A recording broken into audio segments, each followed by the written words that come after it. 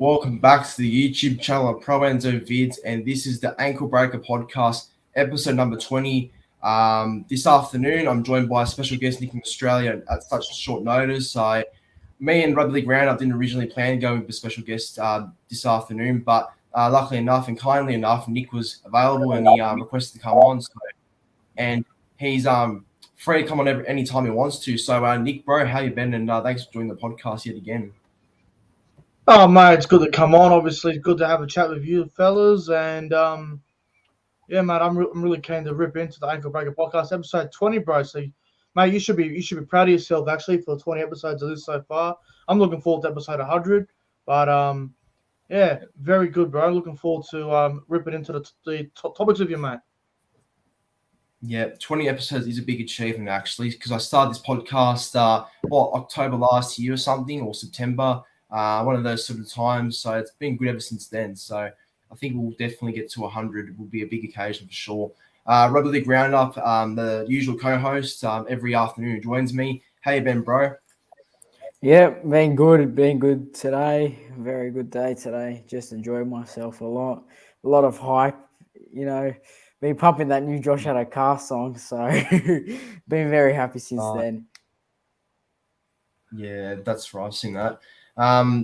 Yeah, but look, it's obviously been a big week ahead of footy yet again. Round 2 was pretty good, I thought.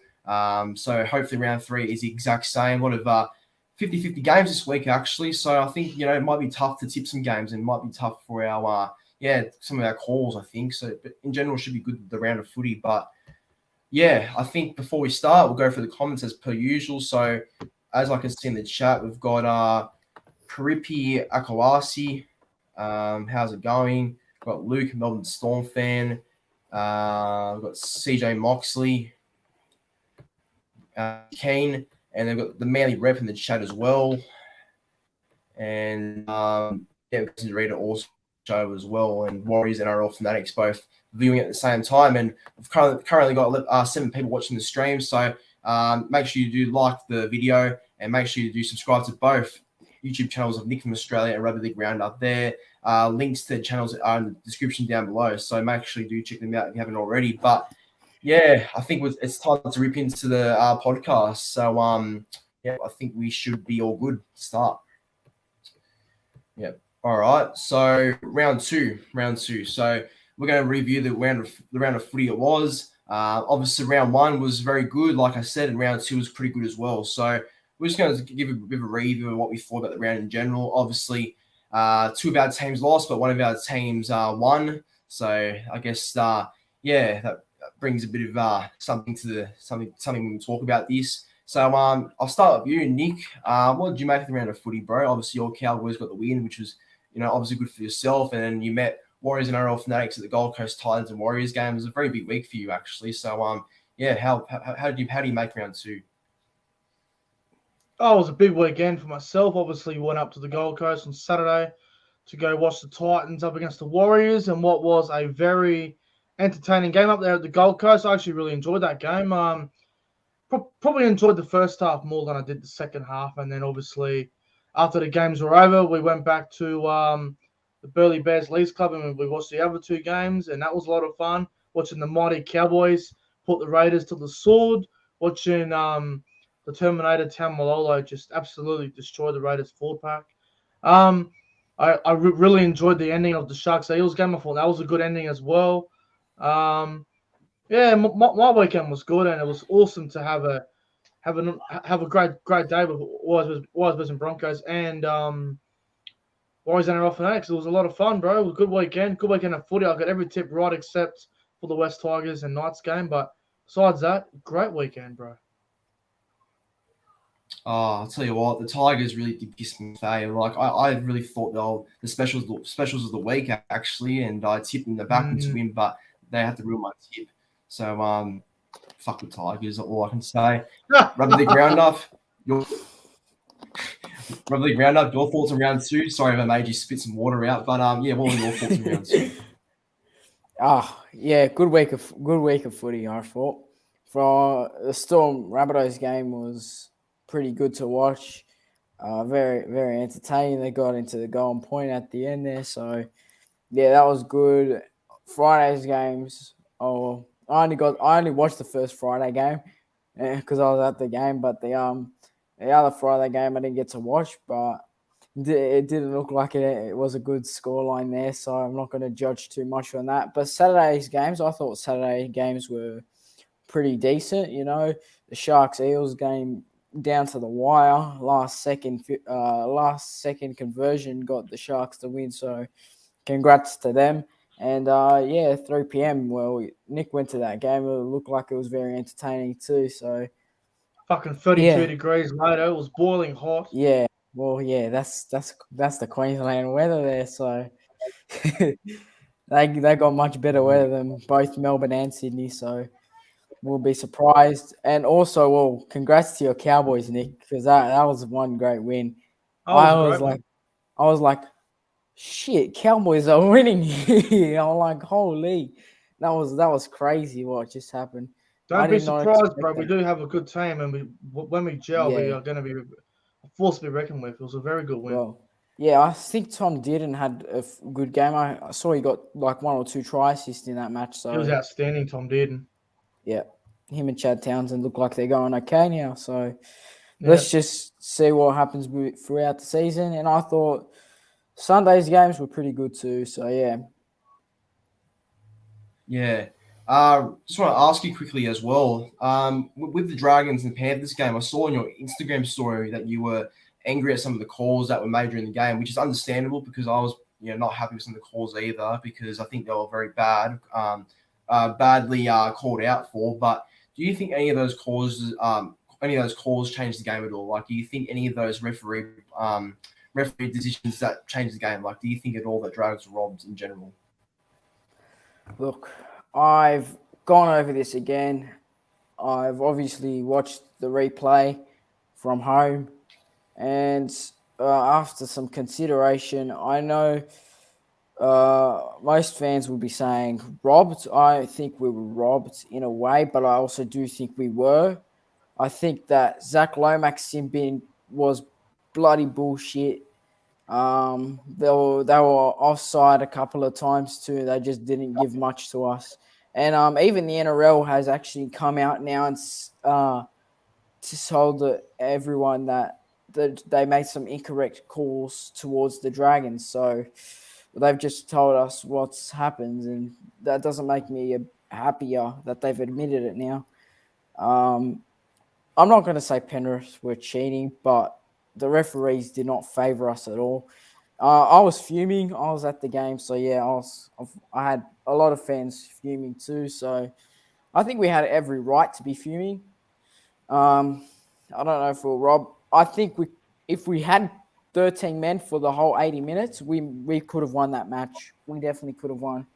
And we conceded 14 points off the Jaden Sewer sin bin, so that was costly. Yeah. But we've got the Sharks this week, rivalry. We're gonna want to beat them. I think we'll be up for it, and I think we'll be definitely getting some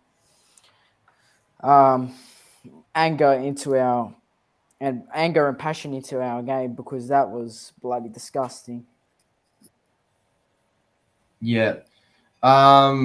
I will say, I don't think you was a robbed. What I will say is I think if you started better, because you only lost by 4 points, right? So I think if you started better, your kicking game was a bit better because I thought the Dragons' kicking game was pretty poor on Friday. So if you kicked better and if you completely just sets, I think you would have been a better chance of winning. So I think it's more of a start, if anything, to be honest. So yeah, better luck next week or this week, I should say now. So it was interesting. All right, well, that's our review done. So move on to some controversial topics now about some Hang on, Lorenzo. suspensions. Hang on, bro. Do you want my opinion on the Dragons-Panthers game and those bad decisions? Oh, yeah, sure, bro. Sorry about that. No, sorry, you go. Yeah. Look, I don't want to piss off Dragon supporters, but I'm just going to be honest with you. I'm just going to... All Dragon supporters who reckon they were ripped off over the weekend or were upset about the officiating, I reckon that they need to go into their local Woolworths and Coles and buy some tissues. Seriously, cry me a river. They had 14 errors. They had more than enough chances to win that game. They did go over the line a little bit with the late shot they did where I believe it was who was the first one who got sin bin where it was a late shot? Jaden Saw, yeah. I don't Jaden blame the Stewart's late refs. shot. That was dumb. That was a sin bin. I don't care what anyone says. You can't be doing that in the halves late in the line like that. You can't be doing that shit. And then I was reading on all over social media, Dragon fans go, oh, the referees were against us all game, blah, blah, blah. Well, Jaden Silver's the dumbass who cost you because you conceded 14 points in that period, and then the Dragons come back late in the game. It's their own fault. Stop whinging about the referees. You come within 4 points against Penrith. You showed the Dragons showed that they can compete with these sides, and they just weren't able to get the job done, and they played really dumb the first 20 minutes. So, look, I wouldn't be whinging about the referees. I'd be taking a lot out of that performance and going, right, oh, well, 14 errors. Maybe next time, let's try and make it 8 errors, or maybe make it 6 errors. Make it less errors, better completions. And with all due respect, when the Dragons and the Panthers game did start, the Dragons looked like they did have a little bit of stage fright to me. So, I mean, I wouldn't be blaming the referees. I reckon it's laughable, to be honest, anyone blaming the referees. The referees did make a few bad calls, but you're going to get that either way. It happens every game. There's always going to be a couple of bad calls go against you. So, any Dragons fans out there that reckon they're ripped off, go to your local Woolworths or Coles and go buy some tissues. Seriously, cry me a river. Well, look, you make a fair point because I will say, I said this before, but Dragons, they started better. They actually kicked the ball a bit better and completed their sets. They would have been more of a chance to win the game because they lost by 4 points. So, they had more than enough chances to win the game too. They blew up themselves, really. Well, yeah, we kind of needed to get our fullback more involved in the game. He made 40 meters off 6 runs. Right. Look, Dragons were very, very, very, very brave, but look, man, 14 errors, 32 missed tackles. What do you expect to happen when you have those sort of numbers in your stats? I mean, what do you expect to happen? Very good performance. I just weren't able to finish it off. I will say though, they'll be better for the run. Yeah, we'll definitely improve. May I say though, if Zach Lomax can connect that pass with Ravalama, we're over 10 times out of 10. That was almost this close. That was so close to getting a try there in the end. I'm not gonna go at the referees for that. Exactly. I'm only gonna blame them for the sin bin they did for Lomax, but I don't know. That's the only one I don't agree with. I don't like how that was a sin bin. That was they ran right into him. So but anyway, what do you do? What do you do? Well, look, Dragons should be all right against the Sharks. That'd be a great game on Thursday, so I'm looking forward to that. But yeah, moving on to the second topic now. It's 2 suspensions that I believe are very controversial. So obviously, there's been a lot of talk about one happened on Saturday. That was Teague Wilson, the Sharks back rower, and he's late tackle on Mitch Moses. And then there was Jackson Hastings' tackle on I think it was what's his name? Was it Kurt Mann? Was it, or who was it? Yeah, I think so. Blank here. Yeah. Anyway, both of them are set to be suspended for at least 1 to 2 weeks at maximum. I'm pretty sure. I just want to know if you think this is fair. Start with you, Rugby League Round Up. Do you think Teague Wilson's suspension is fair? And do you think he should be missing any games at all for his tackle on Mitchell Moses? Was there anything in that? To be honest, I didn't get to watch much of that game. I was at a mate's house that day. I did watch the highlights, but I'm not sure if that covered this shoulder charge or not.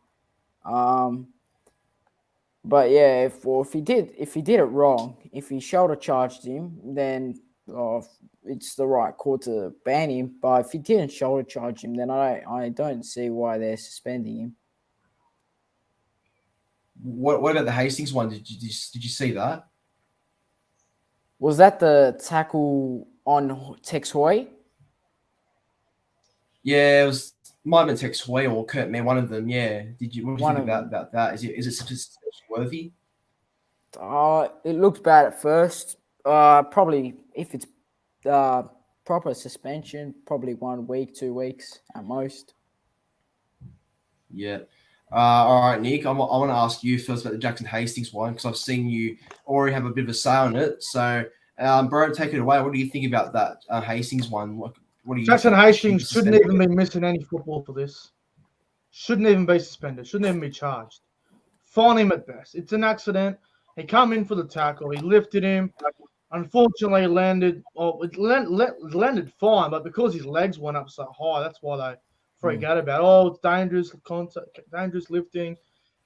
There was nothing wrong with the tackle, and with all due respect, 10 years ago, everyone would have been saying it's the tackle of the weekend. I don't have a problem with it. I thought it was a nice, clean tackle. No one was injured from it. No one was hurt.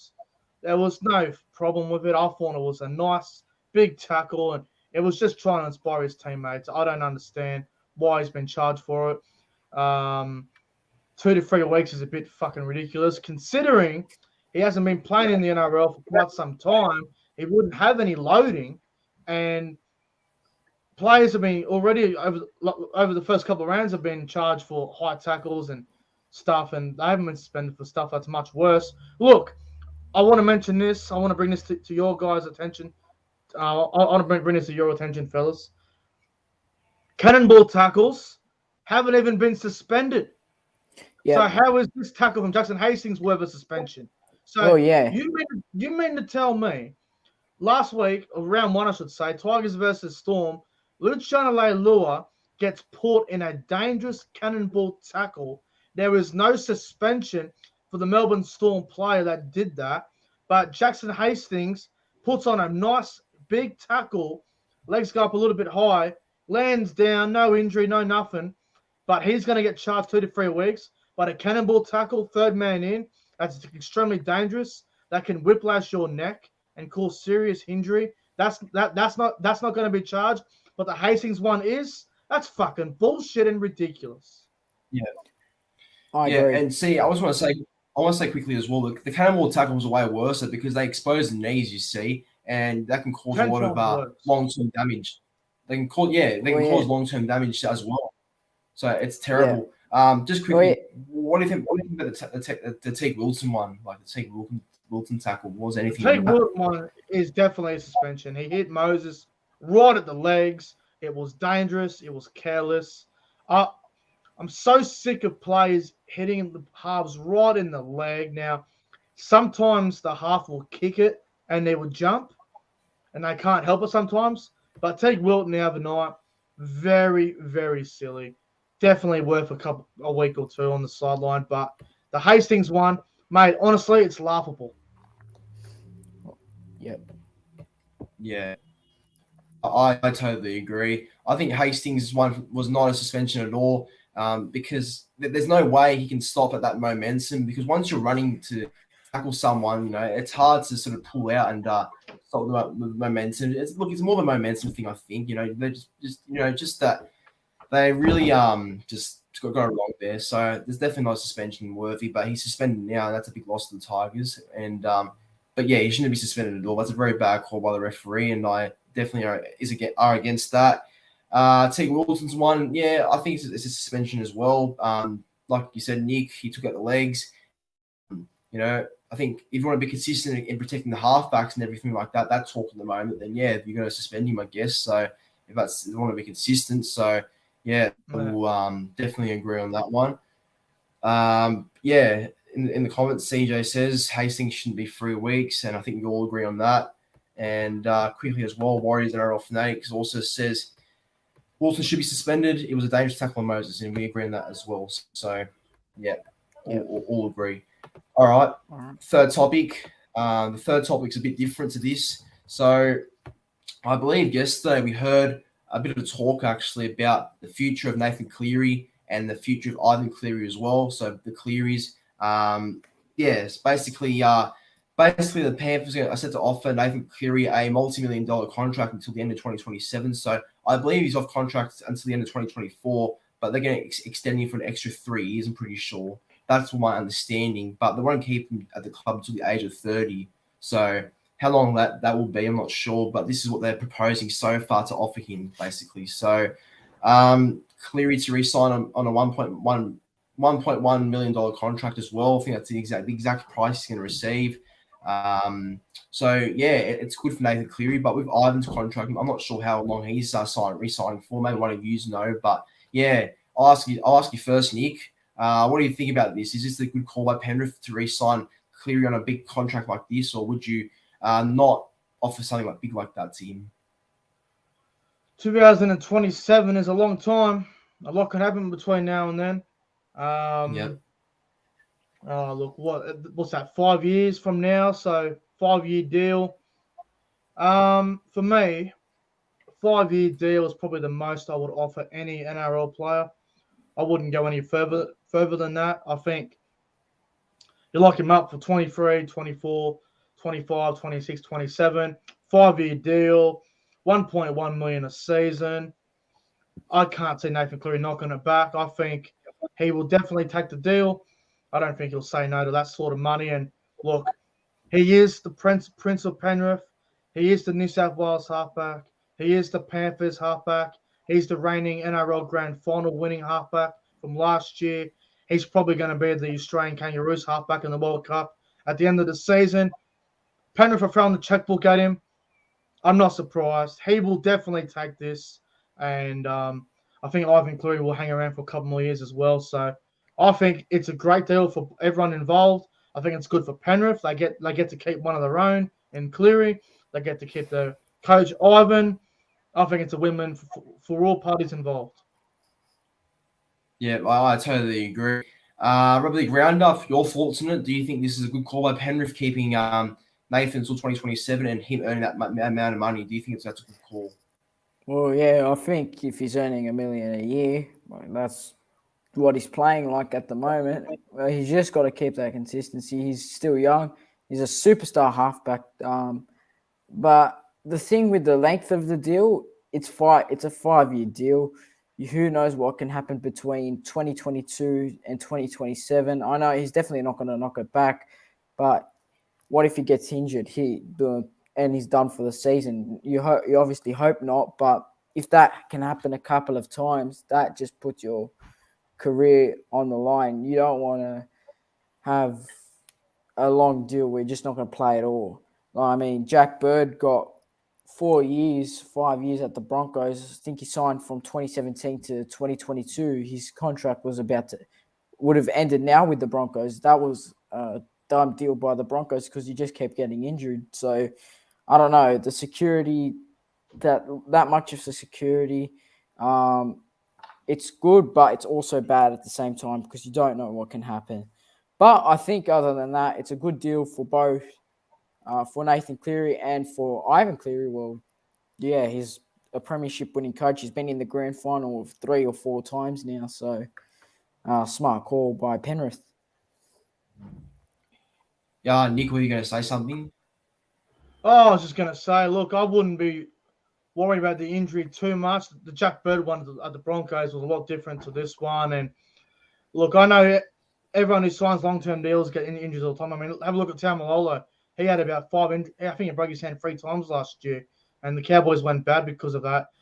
Injuries can happen to anyone, and I guess that's what the risk is of taking a long-term contract. Injuries can happen, but hey, if I get injured, I still get their dollar. So I wouldn't be worried about the injury too much, but Penrith will be fine. I think it's a great deal for Penrith.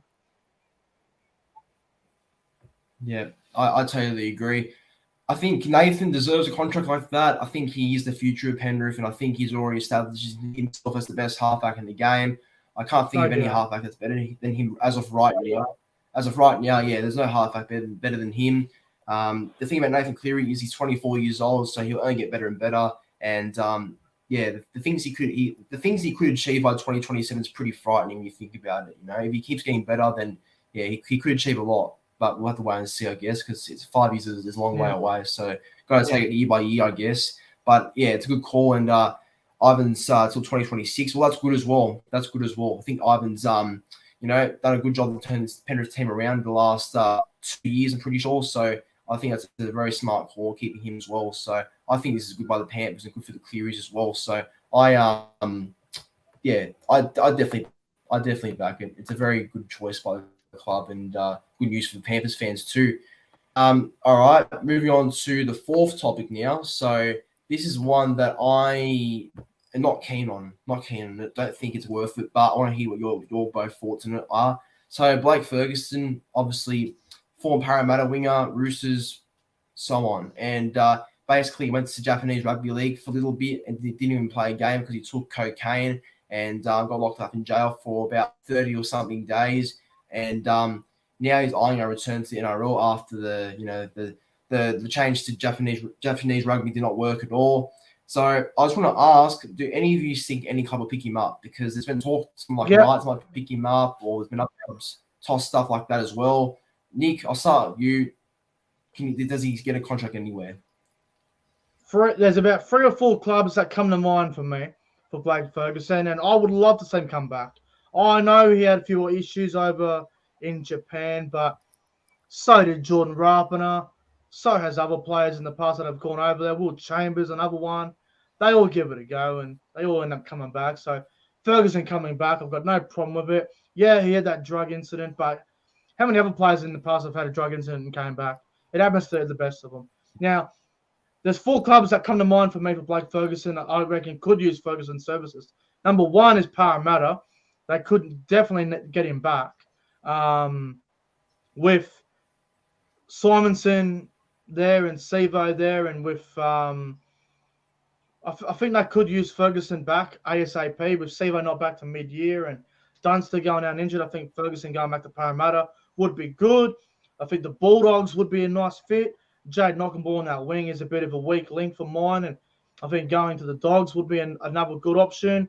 I think the Warriors could use a specialist winger. They've got DWZ there who's injured at the moment, but when he comes back, they need another experienced winger. I think Blake Ferguson would be a good fit for the Warriors. And in my opinion, the best choice for Blake Ferguson to go to is the South Sydney Rabbitohs. I think the Rabbitohs really need an experienced winger. They've got Latrell at the back. They've got Johnson on the one wing, Campbell Graham in the centres. The other centre is probably going to be Tane Milne by looks of things. They need Ferguson to be on that other wing. Ferguson is a proud Indigenous man. South Sydney are a very Indigenous club. They do a lot of things in the Aboriginal community. They're Redfern and stuff. So I think South would be perfect for Blake Ferguson. So for me, I think Blake Ferguson, if he went to the Bunnies, the Warriors, the Dogs, I think they would be 3 perfect fits for Blake Ferguson. Yeah, well said on South, actually. I think South is actually a very good call. I think, yeah, because you can already see the troubles Jackson Puller being there. Jackson Puller is obviously struggling by himself, not really doing a whole lot. And he's a liability for South's team. So I think you saying Rabbitohs being a chance is a good call, actually. Rugby League Round Up, does Ferguson come back? And what clubs do you think he will sign with if he does make a successful return to the NRL again? Well, I was going to recommend Para first, but I don't think the club will want him back. I think that they're the ones that made the decision to get rid of him, so yeah, I can't see that happening. But Canterbury, South Sydney, Warriors definitely chances. Manly don't have a centre. I mean, Fergo could play in the centres if needed. I mean, Morgan Harper and Brad Parker aren't the centres you really need or want that plays do anything special. I mean, sometimes they can play all right, but they really need a good back, and I think Manly could use him. Yeah, I'd love to see him back too. Look, I'm 50-50. Yeah, he wouldn't be bad back, but I'm 50-50 about him coming to Manly because I don't think we need an older back because I think we've already got enough youth and enough backs. I think Todd Tau is the next guy that's going to come into our back line if anyone. I think we should invest time into our youth, not the past. That's my opinion only. But yeah, look, I agree with you. I think he will make a return to the NRL. Don't go to the an actual. I don't. Yeah, I was going to say that it's a good chance, everything, but I don't know if he'll get a first grade contract. I think he might get a New South Wales cut contract to start off with, and maybe if he does well, he might.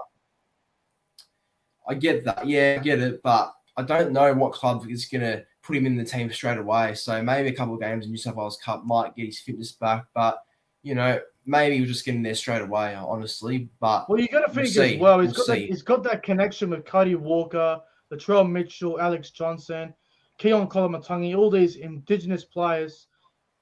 It'd be a no-brainer, and I reckon Latrell and Cody will have a chat to Jason Demetriou and be like, look, we obviously are struggling with another outside back on the other side of the field. Ferguson's won a premiership. He's played Origin. He's experienced. He knows how to do his job. Why not give Ferguson a 1-year deal, see how he goes? If he doesn't do any good, get a shot of him. Give him a cheap little deal, like $400,000 a season, a little cheap deal. Give him a run. I think Ferguson at South Sydney would honestly be the perfect fit. Yeah, I think 400,000 or 300,000 is the limit I'd go as well, actually. I wouldn't give him anything above that, personally. Personally, I wouldn't. But yeah, interesting to see. Hopefully he does come back and it's a successful return. All right, we're on to the last topic now. So this is the ending of the podcast, but we're going to end it off with our team of the week. So last year I did this regularly. I did it at the start of the show, but we're going to do it at the end of the show now because I think it's a bit better way to end off any podcast I've done. So yeah, topic number 5, our team of the week 2. I'll start with you, League Round Up. You can go through yours quickly and give me your team of the week for round 2 and also your week as well. Okay. My player of the round was Jay Clifford first. He was absolutely amazing last night against the Tigers. He had a big impact, I think he had a couple of try assists. He got a try on his own too. He got 3 daily end points he racked up. So, and he's also at the top of the leaderboard. So that's a good start to the season, not just for him and the Knights, not just for him but and the Knights too.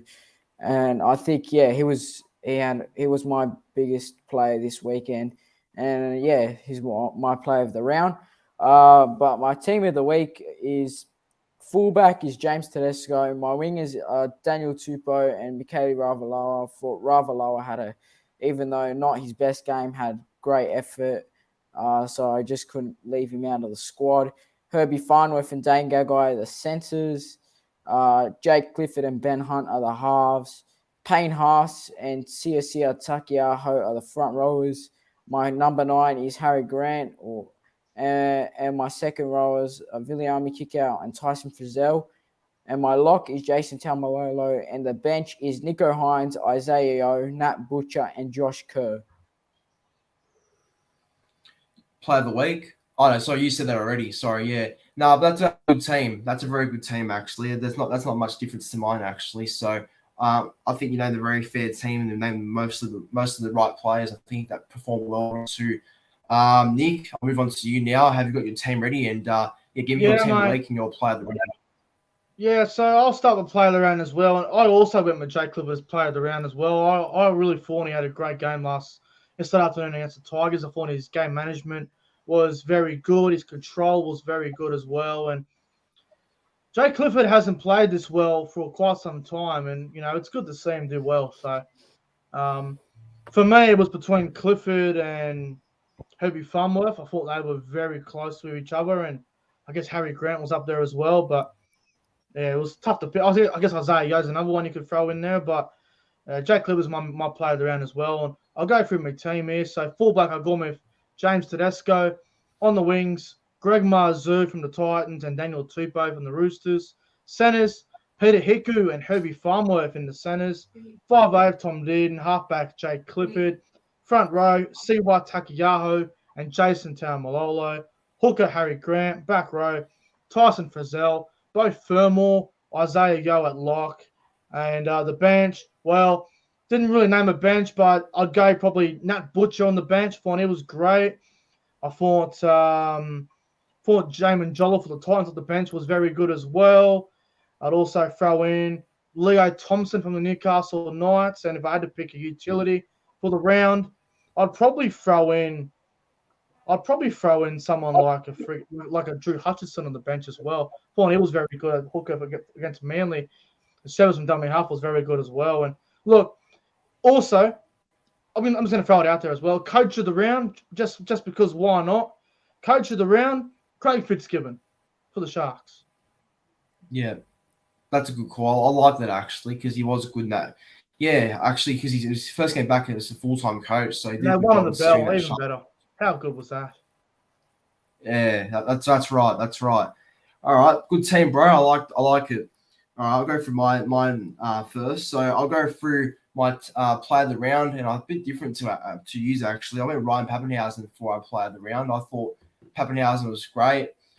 Kicked the winning field goal. Was very good in defence, and I thought he set a lot of the scored tries, or was involved in many of the tries they scored. So I thought Pappenhausen was clinical on Thursday night.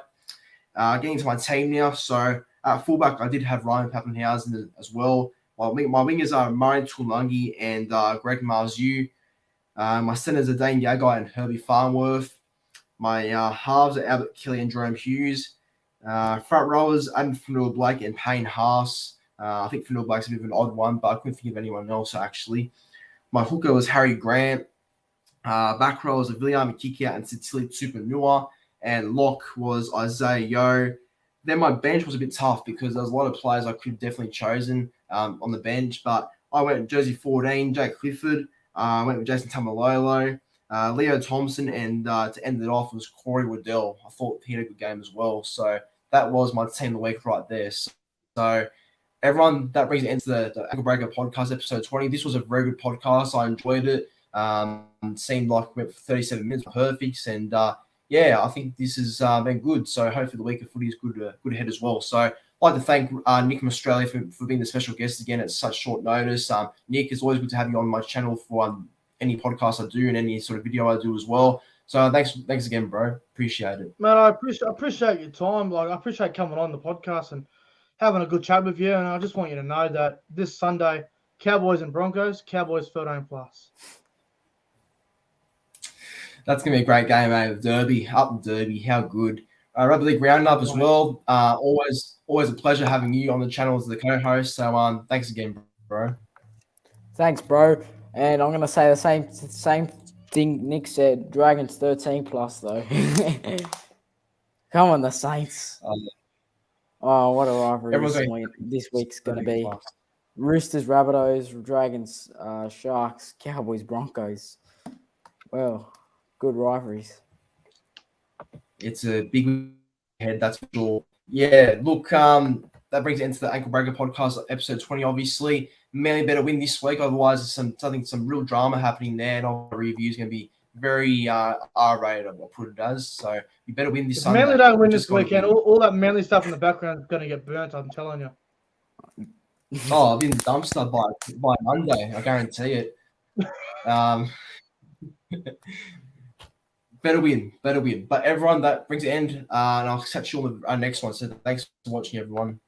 Thanks, guys.